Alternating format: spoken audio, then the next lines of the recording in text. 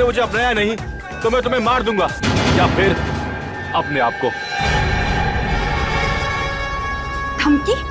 तुम मुझे धमकी दे रहे हो? डरपोक, औकात क्या है तुम्हारी? हाँ, जो करना है तुम कर लो, लेकिन मैं तुमसे दोबारा रिश्ता नहीं जोड़ने वाली।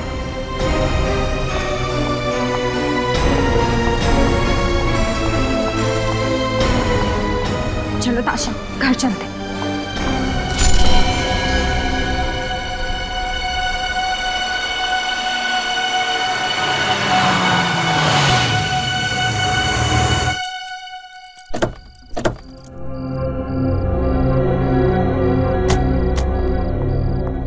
ये ले चाबी। चल यार, इतना मूड क्यों अपसेट करके रखा है तूने? मधु, मधु तू फिक्र मत कर, सब कुछ ठीक हो जाएगा, थोड़ा सब्र कर। मैं नमित के हरकतों से ना परेशान हो चुकी हूँ। ऐसा कैसे कर सकता है मेरे साथ? पार्टी में सबके सामने कितनी बेइज्जती की उसने मेरी। ऐसे कैसे बात कर सकता है वो मेरे साथ? ताशा, मधु, मैं तेरा गुस्सा अच्छे से समझती हूँ, लेकिन तू ये भी तो सोच कि तुम दोनों का अभी तो ब्रेकअप हुआ है, थोड़ा टाइम पहले। हो सकता है कि वो बर्दाश्त ही नहीं कर पा रहा है कि तू उसकी गर्लफ्रेंड नहीं है अब। सारे लड़कों की ना यही प्रॉब्लम होती है। लेकिन आई एम टेलिंग यू ताशा, अगर आगे से उसने ऐसा कुछ भी करने की कोशिश की ना मेरे साथ, तो मैं बिल्कुल बर्दाश्त नहीं करूंगी। सीधे पुलिस कंप्लेन करने वाली हूँ मैं। अरे बाबा, नमित ऐसा कुछ करेगा ही नहीं, और अगर ऐसा कुछ करेगा नहीं तो पुलिस के पास तुझे जाने की जरूरत पड़ेगी नहीं। ओके, चल मैं सोने जा रही हूँ। आज पार्टी में बहुत डांस किया यार, बहुत थक गए। ताशा, हाँ मुझे ना तुझसे कुछ बात करनी थी। तो बोलना, रुक क्यों गई?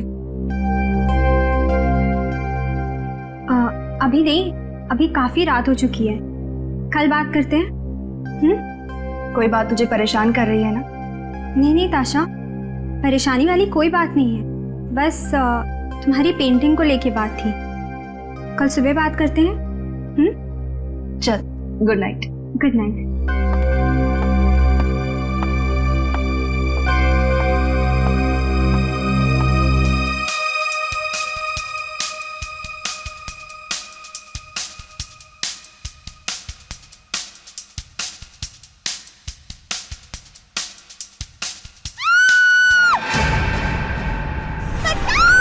मुझे मत मारो,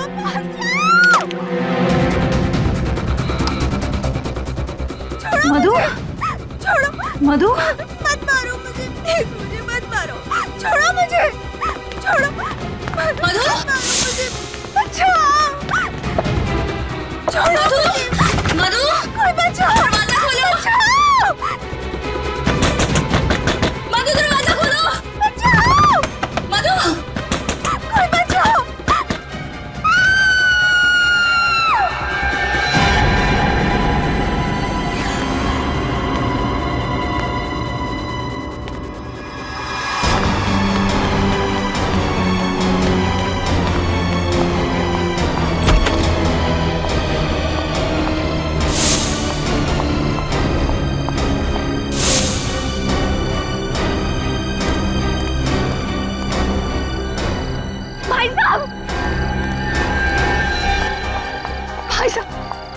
क्या हुआ बहन जी, आप इतनी डरी हुई क्यों? मेरी मदद कीजिए, मेरे घर में कोई घुसा है। कौन है? क्या हुआ? मुझे नहीं पता, मुझे बिल्कुल नहीं पता, लेकिन उसने मेरी सहेली को मार दिया। क्या? खून? प्लीज कुछ कीजिए, प्लीज। हमें सीआईडी को फोन करना हुआ, वही ठीक रहेगा। Hello, CID. कमरा ऊपर है, सब चौकन्ने रहना।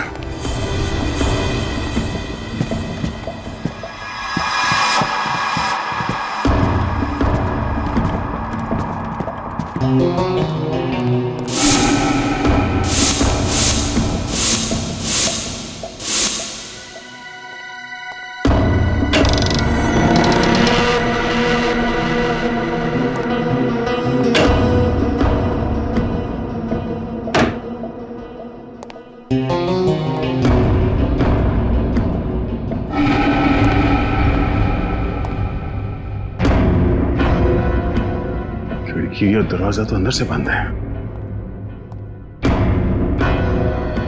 सर यहाँ पे तो कोई दिख नहीं रहा। नहीं है सर, अंदर कोई। कमरा साफ सुथरा है, कोई तोड़फोड़ या हाथापाई के निशान भी नहीं है। ताशा को अंदर बुलाओ। ताशा, हमें बताओ एग्जैक्टली यहाँ पे हुआ क्या था? मधु को मार डाला।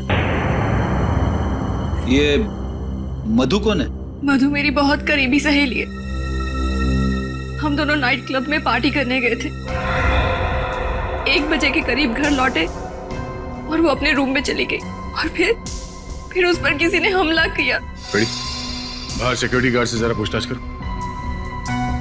ताशा, आपने हमलावर को देखा? नहीं, मैंने मधु के चिल्लाने की आवाजें सुनी और कि मैं उसको बचा नहीं पाई। पर यहाँ पे तो घर में कोई नहीं था, ऊपर कमरे में कोई नहीं था, कमरे में हाथापाई के कोई निशान नहीं, और मधु भी नहीं। मधु कहाँ गई? ये कैसे हो सकता है? मैंने खुद उसके चिल्लाने की आवाजें सुनी है। मेरा विश्वास कीजिए, मैं सच बोल रही हूँ। अच्छा, मधु पे हमला होने से पहले आपने किसी को घर में आते या जाते देखा? नहीं, मैं हेडफोन्स पहनकर म्यूजिक सुन रही थी। मैंने किसी को आते जाते नहीं देखा। और जब ये सब हुआ तब आप कहाँ थी? म्यूजिक सुनते सुनते मैं यहीं सोफे पर सो गई थी, लेकिन जब मधु के चीखने चिल्लाने की आवाजें सुनी तो मैं उसके कमरे की ओर दौड़ी चली गई, लेकिन दरवाजा अंदर से बंद था। दरवाजा बंद था? मगर जब हम अंदर गए तब तो कमरे का दरवाजा खुला था और कमरे में कोई भी नहीं था। ये कैसे हो सकता है? मैंने खुद उसके चिल्लाने की आवाजें सुनी, और अगर मधु कमरे में नहीं है तो फिर कहाँ है? अच्छा, आप दोनों के अलावा घर में कोई और भी रहता है? जी, एक लड़की और रहती है। कौन है वो और कहाँ है? आलिया। मैं, मधु और वो, हम तीनों रहते हैं। फिलहाल वो छुट्टियां मनाने के लिए मनाली गई हुई है। आपको किसी पे शक है? हाँ। किस पे? नमित पर। ये नमित कौन है? मधु का एक्स बॉयफ्रेंड। और उस पे शक की वजह? पार्टी में नमित और मधु का बहुत बड़ा झगड़ा हुआ था। नमित बहुत गुस्से में था। नमित कहाँ रहता, कुछ मालूम है आपको? जी, विंडफोर अपार्टमेंट्स, 10th फ्लोर। नमित और मधु की फोटो है आपके पास? हाँ है। गुड। निकले, काम करो, इस नमित के घर पे जाके पता करो। और श्रेया, नमित और मधु, इन दोनों की फोटो सारी पुलिस स्टेशन में भिजवा दो। सर। मधु की जान खतरे में है, उसे किसी भी हाल में बचाना होगा। सर, ये नमित तो बड़ा ही चालाक है सर। पहले इसने मधु को किडनैप किया और अब हमारे आने की भनक लगते ही भाग रहा है। पूर्वी बच के जाएगा कहाँ ही? एक बार हमारे हाथ लग जाए, इसकी बारात निकालते हैं। सर, वो तो केआर रोड की तरफ मुड़ गया। क्या? कितनी दूरी पे? सर, करीबन 100 मीटर। सर सिग्नल इसी तरफ बता रहा है, इसी रोड पर। सर, बस आगे। सर, यहाँ से राइट।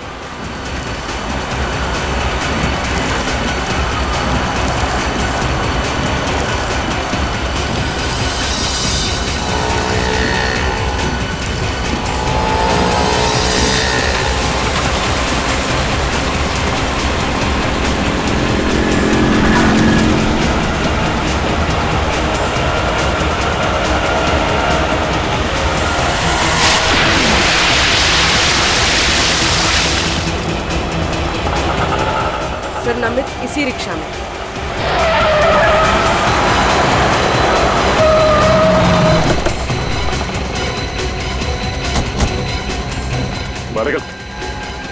ये क्या बदतमीजी है? सीआईडी से हम लोग। बोल, मधु को क्यों किडनैप किया? मधु किडनैप हो चुकी है? कब ऑफिसर? अनजान बनने का नाटक बंद कर। मधु तेरी गर्लफ्रेंड थी ना? बता, कहाँ छुपा कर रखा उसे? हाँ, मेरी गर्लफ्रेंड थी, लेकिन मैंने उसे किडनैप नहीं किया।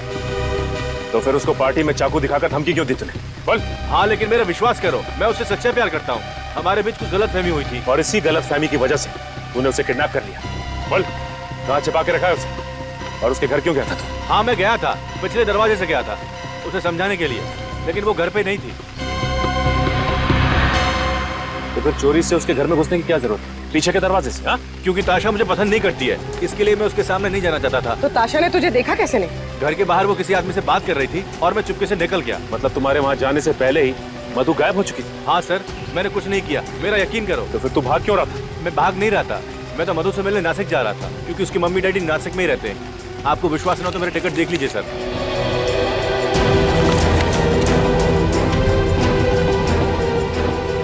आखिरी बार कब बात हुई थी मधु से? पार्टी के बाद करीब 12:30 बजे। आप चाहो तो मेरा फोन चेक कर सकते हो। क्या बात हुई थी तुम्हारी? बात नहीं हो पाई थी। फोन ताशा ने उठाया था और उसने कहा मधु सो रही है। ये बात मुझे अजीब लगी। इसमें अजीब लगने वाली क्या बात है? क्योंकि मधु अपनी गाड़ी किसी को चलाने देती नहीं है। देखो, जब तक ये केस सॉल्व नहीं हो जाता तुम ये शहर छोड़कर नहीं जाओगे, समझे?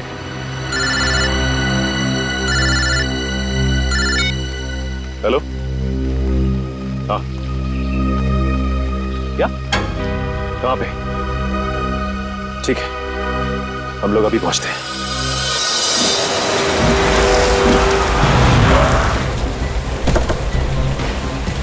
Hello sir. आपने फोन किया था? जी सर। लाश कहाँ पे? सर इस तरफ। सर ये तो मधु है। गुरुजी, बड़ी बेरहमी से चाकू मारा गया इसे। खून अब तक बह रहा है। सर मैं आज इधर से निकल रहा था तो मैंने इस लड़की की लाश देखी सर। सर कितनी बेरहमी से मारा गया सर इसे।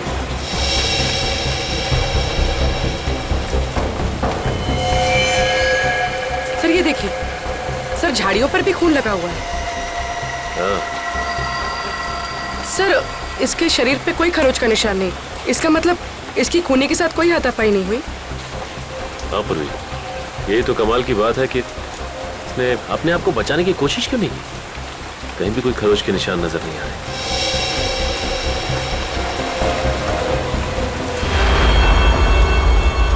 सर वो देखिए,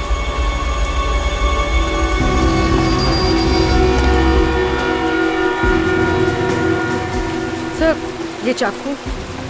सर इतना सारा खून बाहर और यहाँ पर ये चाकू मिला है। इसका मतलब इस लड़की को यहीं मारा गया है। हो सकता है पूर्वी, ये चाकू तो आम चाकू है जो किचन में इस्तेमाल किया जाता है। सर हो सकता है खूनी ने ये चाकू मधु के घर से उठाया हो सकता है पूर्वी। एक काम करो, इस चाकू और लाश को फॉरेंसिक भिजवा दो।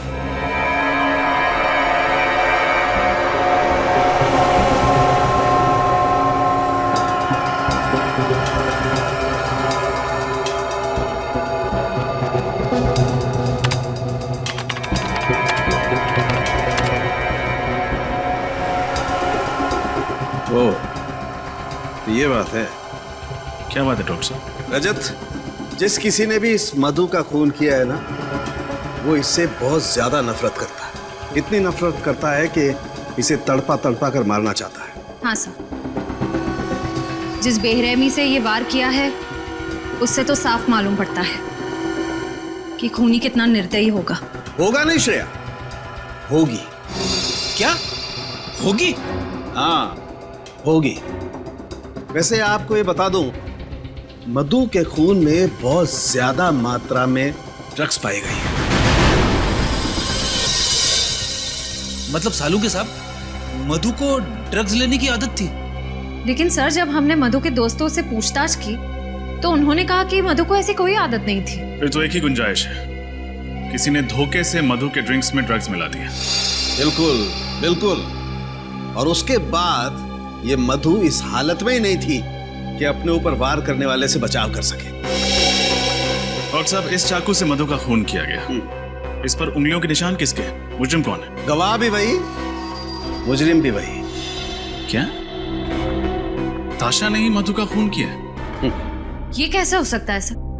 ताशा ने खुद हमें फोन करके बुलाया था। कैसे हो सकता है नहीं मालूम है, लेकिन इस चाकू से मधु का खून हुआ है और इस चाकू पर ताशा की ही उंगलियों के निशान है। मतलब ताशा ने हमसे झूठ कहा, अपने आप को बचाने के लिए भोलेपन का नाटक किया और इल्जाम लगा दिया नमित पर। लेकिन ताशा मधु का खून क्यों करेगी? इसका जवाब तो ताशा ही देगी, उसे देना ही होगा।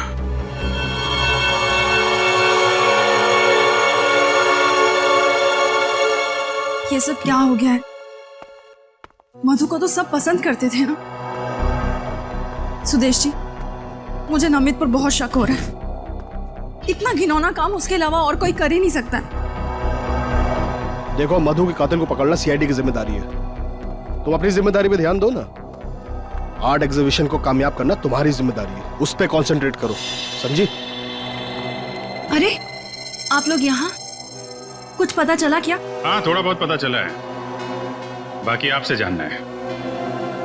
आपकी तारीफ? जी, ये मेरे आर्ट टीचर हैं, मिस्टर सुदेश। मुझे पेंटिंग सिखाते हैं। क्या नमित पकड़ा गया? क्या उसने मान लिया कि मधु का खून उसने किया है? अब तो नाटक बंद कीजिए ताशा। हमें पता चल गया है कि मधु को आपने मारा है। खूनी नमित नहीं, आप हैं। वैसे मानना पड़ेगा, हमें गुमराह करने का प्लान अच्छा बनाया था आपने। खुद खून किया और खुद फोन करके हमें बुला लिया ताकि किसी को आप पे शक ना हो। ये झूठा इल्जाम है। भला ताशा मधु का खून क्यों करेगी? और मधु से ताशा की दुश्मनी क्या है? दुश्मनी की वजह तो ताशा ही बताएंगी। अब चुप रहने से कोई फायदा नहीं है ताशा जी। बताइए, क्यों मारा आपने अपनी सहेली को? मुझे यकीन नहीं हो रहा है। आप लोग मुझ पर शक कर रहे हैं। ठोस सबूत है हमारे पास। निखिल, ये वही चाकू है जिससे मधु जी का खून हुआ है। इस पर आपकी, ताशा जी, आपकी उंगलियों के निशान है। ये कैसे हो सकता है? मैं क्यों मारूंगी मधु को? आपको हमारे साथ सीआईडी ब्यूरो चलना पड़ेगा। बताओ ताशा, क्यों मारा तुमने मधु को? मैं कितनी बार कह चुकी हूँ आपसे, मैंने मधु को नहीं मारा है। मैं सच कह रही हूँ। ठीक है, अभी पता चल जाएगा तुम सच बोल रही हो या झूठ। श्रेया, चलिए। ये सब क्या है? ये आप लोग क्या कर रहे हैं मेरे साथ? आपका सच कितना सच है ये पता लगा रहे हैं। बैठिए।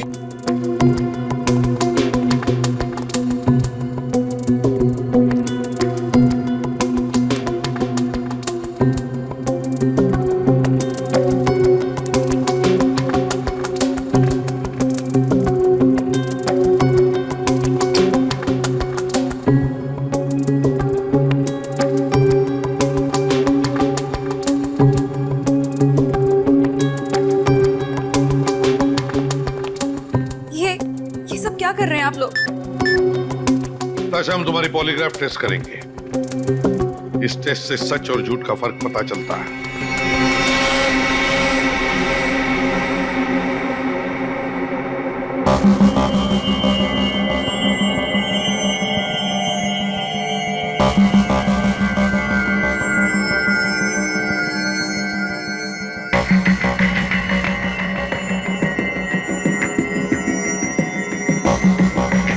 बताओ ताशा, क्यों मारा तुमने मधु को?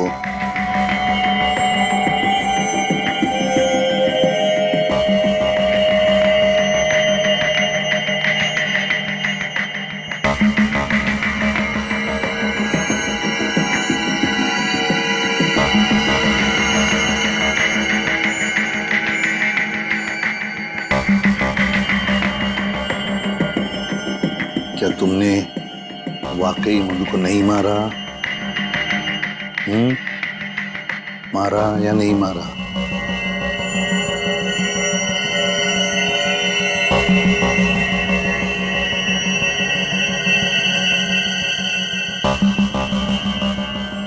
बताओ ताशा, क्या तुमने मधु का खून किया?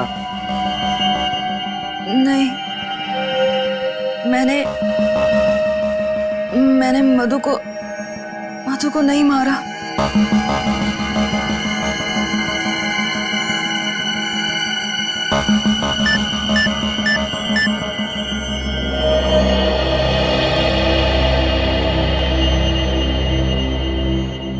आश्रय, सर, ताशा सच बोल रही है।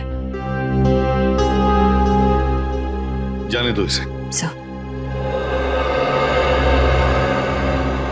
सर, इस टेस्ट ने तो और भी उलझा दिया।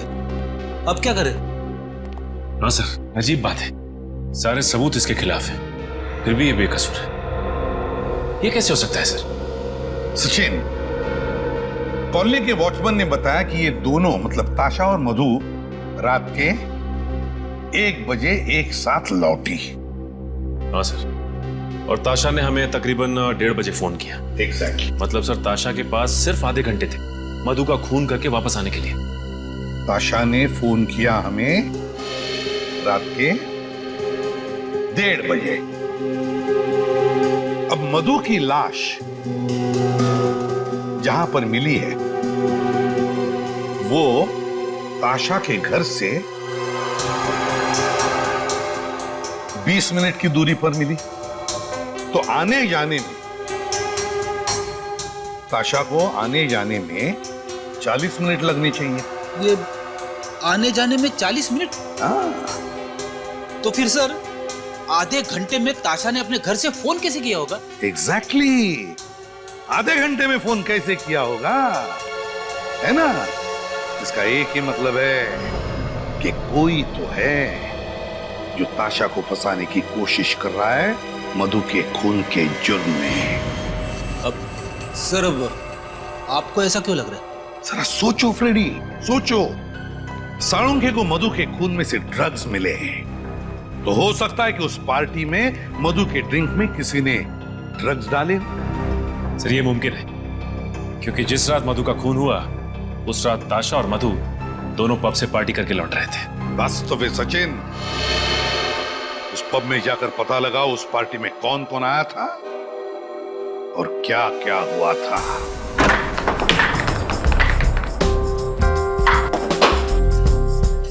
क्या बात है, सीआईडी यहाँ? कहीं कोई परमिशन का पंगा तो नहीं है?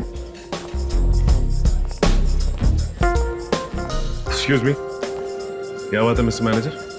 हमें देख के आप खुश नहीं हुए हैं? नहीं सर, ऐसी तो कोई बात नहीं है, पर आप लोग यहाँ और हमारे पास ड्रिंक्स की परमिशन है, और सर हमारे क्लब में तो इमोरल ह्यूमन ट्रैफिकिंग भी नहीं होती। ये सब कुछ हम जानते हैं मैनेजर साहब, लेकिन एक केस के सिलसिले में कुछ पूछताछ करनी थी आपसे। कैसी पूछताछ सर? कल आपके क्लब में एक ऑफिस पार्टी हुई थी, हमें उस पार्टी की गेस्ट लिस्ट देखनी है। Just minute sir.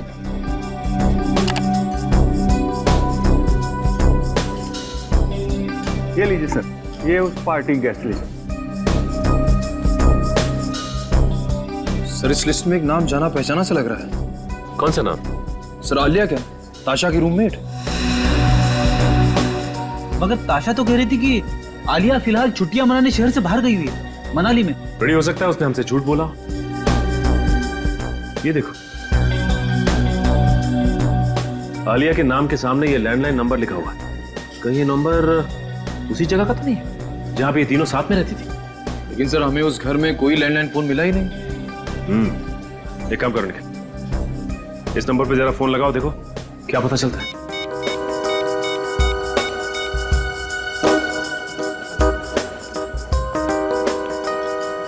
सर ये नंबर सेवा में नहीं है। नंबर सेवा में नहीं है? कोई बात नहीं निखिल, टेलीफोन एक्सचेंज से पता करते हैं कि ये आलिया रहती कहाँ है।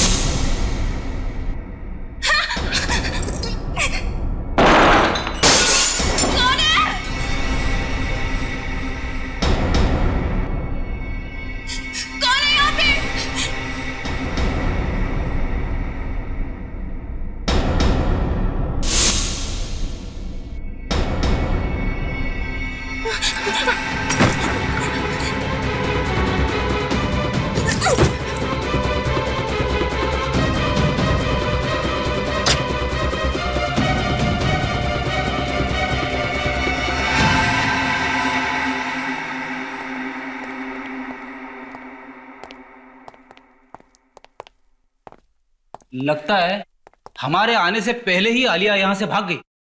उसे हमारे आने की भनक लग गई होगी। लगता तो ऐसे ही है। बड़े आस पड़ोस में जाके पता करो इस आलिया के बारे में।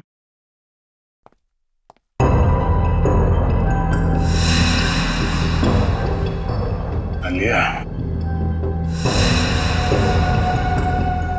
आलिया, सारे पेंटिंग्स आलिया ने बनाए।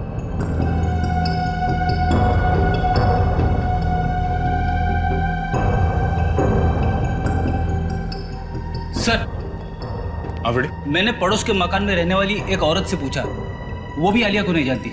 उसका कहना है कि ये घर ज्यादातर बंद ही रहता है। ओह, यहाँ भी कुछ नहीं मिला। आलिया की फोटो तक नहीं मिली यहाँ पे। एक बात समझ में नहीं आ रही है सर, अगर आलिया ताशा और मधु के साथ रहती थी तो फिर उसे इस घर की क्या जरूरत थी? तो क्या वो यहाँ पे पेंटिंग के लिए आती थी? और अगर आलिया यहाँ पे नहीं रहती थी तो उसने वहाँ नाइट क्लब के गेस्ट रजिस्टर में यहाँ इस घर का नंबर क्यों लिखा?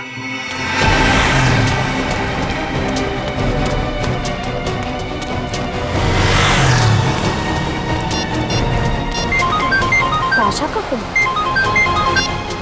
हाँ ताशा, मुझे बहुत डर लग रहा है, कोई मुझे मार देगा। देखिए, आप डरिए मत, आप जहाँ पर हैं वहीं रुकिए, हम अभी पहुँच रहे हैं।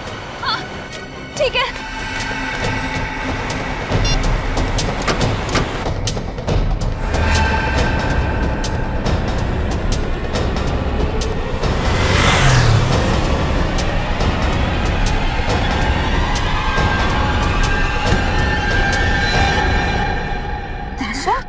मैं हूँ, डरो मत। अच्छा हुआ आप आ गए, अगर आप नहीं आते तो आज न जाने मेरे साथ क्या हो जाता। देखिए शांत हो जाइए, कुछ नहीं होगा आपको। आपको इतनी चोट कैसे लगी? चलिए हमारे साथ। कहाँ? हॉस्पिटल। और कहाँ? चलो। लेकिन अगर खूनी मुझे मारने के लिए वहाँ पे आ गया तो? घबराइए मत, कुछ नहीं होगा आपको। हॉस्पिटल में आपकी सुरक्षा का पूरा इंतजाम किया जाएगा। आइए चलिए, आइए। ड्रेसिंग का सामान लेके आओ। हेलो डॉक्टर साहब, ताशा की तबीयत कैसी है अब? इनकी हालत बहुत खराब थी, इसलिए पहले मैंने इनको नींद का इंजेक्शन दे दिया है। अब इनके घाव पर ड्रेसिंग करनी बाकी। मैं देख सकता हूँ? श्योर। Thank you.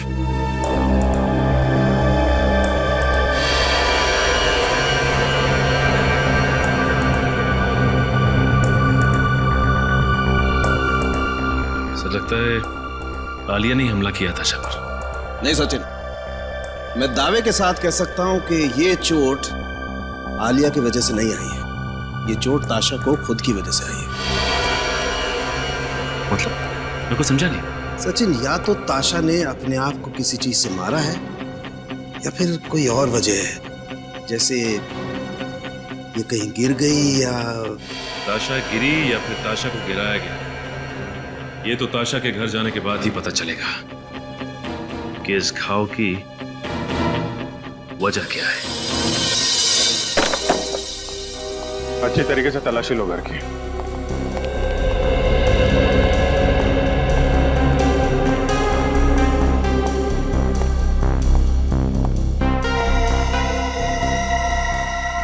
ये ताशा को पेंटिंग जमा करने का शौक था? Yes sir.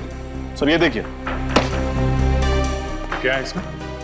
ताशा के पेंटिंग स्कूल के सर्टिफिकेट्स हैं, लेकिन किसी भी सर्टिफिकेट में डी ग्रेड से अच्छा ग्रेड नहीं मिला है। इसका मतलब ताशा कुछ खास पेंटिंग्स नहीं बनाती थी। सर ताशा की मेडिकल रिपोर्ट्स और ये डॉक्टर का प्रिस्क्रिप्शन। और सर शायद ये दवाइयाँ भी ताशा की हैं। Doctor Shekhar psychiatrist? ताशा को दिमाग की बीमारी थी। डॉक्टर शेखर से मिलना पड़ेगा। डॉक्टर शेखर, आपकी एक पेशेंट है मिस ताशा, याद है आपको? ताशा? बिल्कुल, लेकिन बात क्या है? कुछ प्रॉब्लम है उसे? ऐसा ही कुछ समझ लीजिए डॉक्टर साहब। वैसे डॉक्टर साहब, ताशा को बीमारी क्या है? Split personality disorder. एक ही इंसान में दो रूप। पिछले 1 साल से मैं उसका इलाज कर रहा हूँ और बीच में उसकी हालत काफी अच्छी होने लगी थी, लेकिन क्या डॉक्टर साहब? पिछले 3 महीनों से उसका मानसिक संतुलन कुछ ज्यादा ही बिगड़ता जा रहा है। उसे फिर से दौरे पड़ने लगे हैं और वो अपने आप को आलिया समझने लगी है। क्या? आलिया? जी हाँ, ताशा का काल्पनिक रूप। क्या मतलब आलिया नाम की कोई लड़की है ही नहीं, ये ताशा की कल्पना है? जी हाँ। डॉक्टर साहब, आप कह रहे थे कि पिछले 3 महीनों से ताशा की हालत और भी खराब होती जा रही है, क्यों? यही तो मुझे भी समझ में नहीं आ रहा है, क्यों? क्योंकि ताशा पिछले 3 महीनों से वही दवाइयाँ खा रही है जो पिछले 1 साल से खाती आ रही है। तब तो डॉक्टर साहब ये भी मुमकिन है कि आप गलत दवाइयां देकर ताशा की बीमारी का फायदा उठा रहे हैं। भला मैं अपने पेशेंट के साथ ऐसा क्यों करूंगा? मैं डॉक्टर हूँ, कोई क्रिमिनल नहीं। डॉक्टर साहब, अगर आपकी दवाई खाकर ताशा की तबीयत खराब हुई है तो आपकी तबीयत खराब होने में भी ज्यादा वक्त नहीं लगेगा।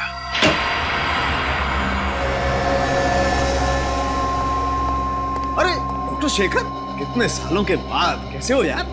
बहुत परेशान हूँ। क्यों, क्या हुआ? एसीपी को लगता है कि मैंने ही गलत दवाइयाँ ताशा को दी है। हमारे पास सबूत है सर। सबूत? हाँ सबूत, फ्रेडी।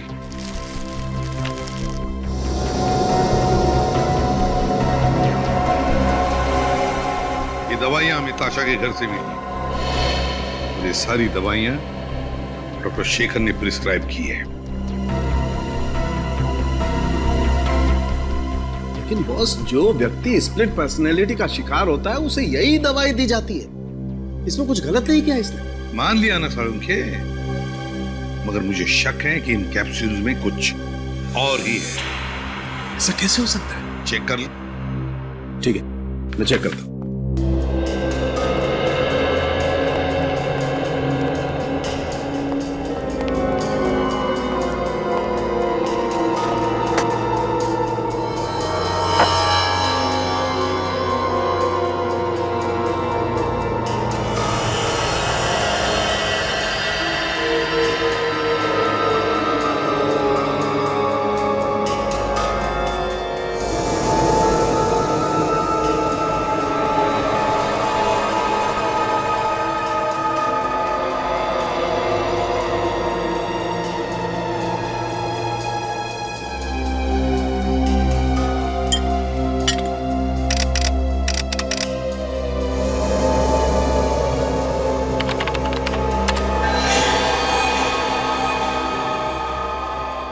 माय गॉड, ये तो हैवानियत है। और इस कंपाउंड से तो ताशा की हालत और ज्यादा बिगड़ जाएगी। मतलब मेरा शक सही है? स्प्लिट पर्सनालिटी, एक ताशा और दो रूप। इस ताशा पर नजर रखो ताशा पर।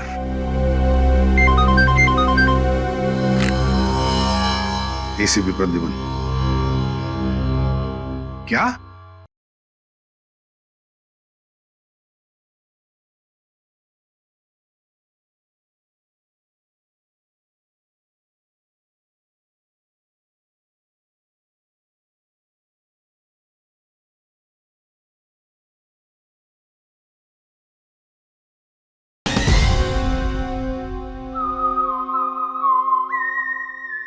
सालुंखे, मुझे नहीं मालूम इस कैप्सूल के अंदर की सही दवा को बदलकर ये दवाइयां किसने डाल दी।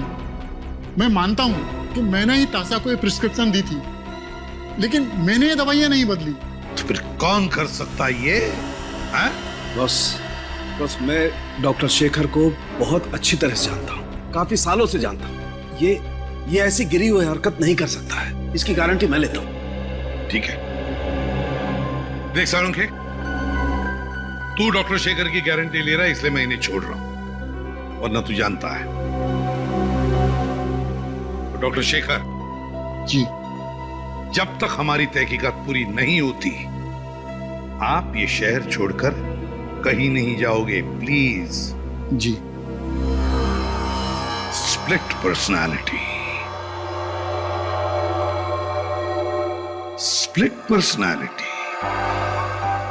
एक ताशा और दो रूप। इस ताशा पर नजर रखो ताशा पर।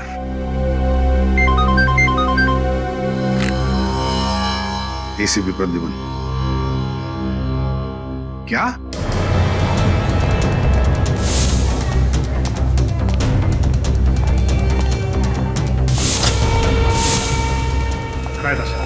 जी सर, पता नहीं।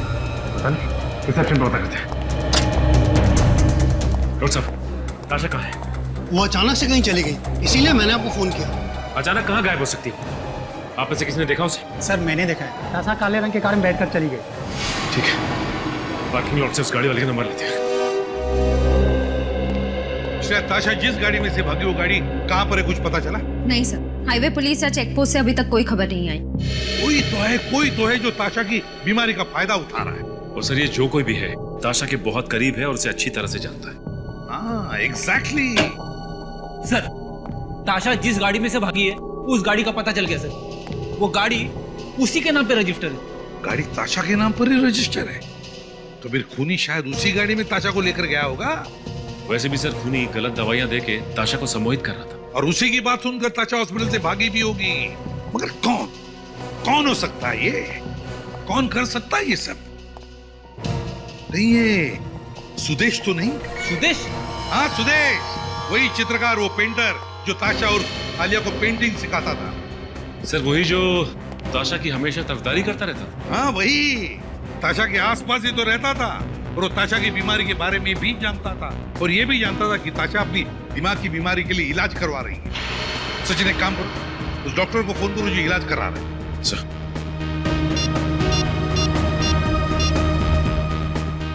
हेलो, हाँ डॉक्टर शेखर, मैं सीआईडी से इंस्पेक्टर सचिन बोल रहा हूँ। अच्छा ये बताइए कि ताशा जब आपके यहाँ इलाज के लिए आती थी तो क्या वो अकेली आती थी या साथ में भी कोई आता था? अच्छा ठीक है, थैंक्स। सर, ताशा के साथ हमेशा सुदेश आता था। सुदेश। हेलो एसीपी प्रतिमा, पता चल गया कहां पर है गाड़ी? Thank you. ताशा की गाड़ी का पता चल गया। गाड़ी जीबी गेस्ट हाउस पर खड़ी है। GB guest house.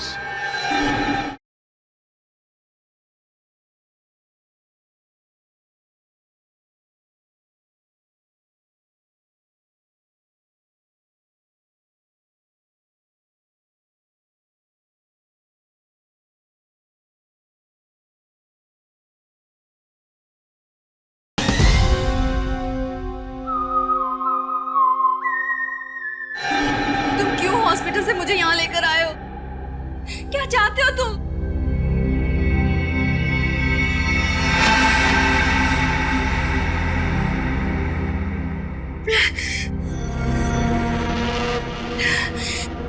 मेरा सर दुख रहा है, मुझे मेरी दवा चाहिए, मुझे मेरी दवा।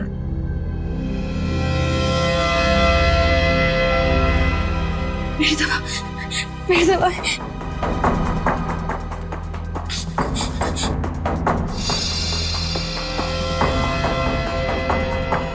यही दवाई खाती हो ना तुम? लेकिन आज तुम्हें ये गोली नहीं मिलेगी। आज मैं तुम्हें दूसरी गोली दूंगा।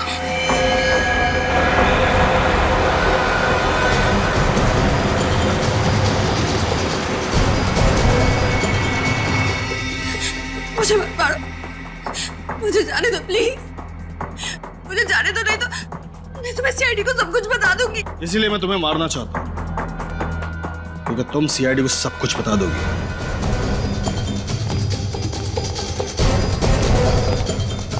कहाँ है? इस कमरे में से। वैसे तुम मेरे लिए वो सोने का अंडा देने वाली मुर्गी हो जिसे मैं मारना तो नहीं चाहता, लेकिन तुम अब मेरे लिए खतरा बन चुकी हो, और मैं खतरे में जीने का आदी नहीं हूं। तो अब जेल में जीने की आदत डाल लो, क्योंकि अब वही तुम्हारा ठिकाना है। ना इंस्पेक्टर, ये कदम भी आगे बढ़ाए ना तो ताशा की खोपड़ी में गोली डाल दूंगा। ताशा को तो हम बचा लेंगे, तुम अपनी सोचो। मेरी जीवन रेखा बहुत लंबी इंस्पेक्टर, तुम क्या तुम्हारे बच्चे मुझे नहीं पकड़ पाएंगे? और गोली नहीं,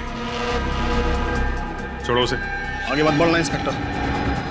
वहीं खड़े रहो, वहीं खड़े रहो, मैं गोली मार दूंगा इसके। तुम गलत कर रहे हो, तुम जा नहीं सकते यहाँ से। वहीं खड़े रहो इंस्पेक्टर। जाने दो, जाने दो, जाने दो प्लीज।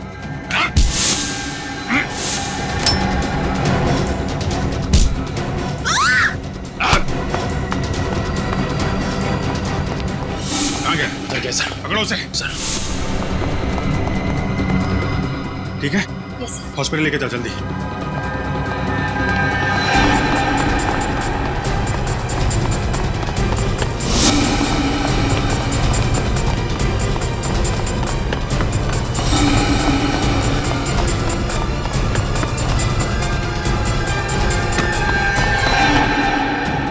कहाँ भाग रहे हैं?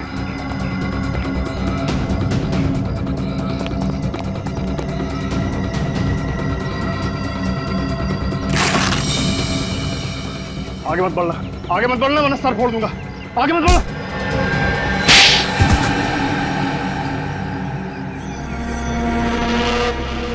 क्यों मारा मधु को तुमने? क्योंकि वो मेरा राज जान गई थी। कैसा राज? यही कि मैंने ताशा की दवाई बदल दी थी, जिससे उसकी बीमारी कम नहीं होगी बल्कि और बढ़ेगी।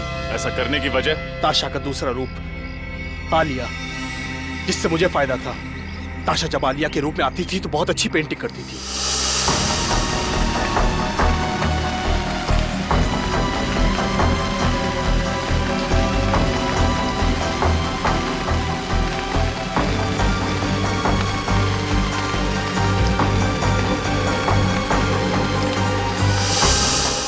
जिसे मैं बेचकर लाखों रुपया कमाता था। ताशा को स्प्लिट पर्सनालिटी की बीमारी है, ये तुम्हें कैसे पता चला? एक दिन उसके सर में दर्द उठा और मैं उसे डॉक्टर के पास लेकर गया। तब मुझे उसकी स्प्लिट पर्सनालिटी के बारे में पता चला। लेकिन ताशा को तुम पे शक नहीं हुआ? नहीं, बिल्कुल नहीं। ताशा को मैंने यकीन दिला दिया था कि मधु आलिया उसके साथ रहती है। बहुत लंबी जीवन रेखा है ना तुम्हारी, काफी लंबा समय गुजारना पड़ेगा तुम्हें जेल की सलाखों के पीछे। अगर फांसी नहीं हुई तो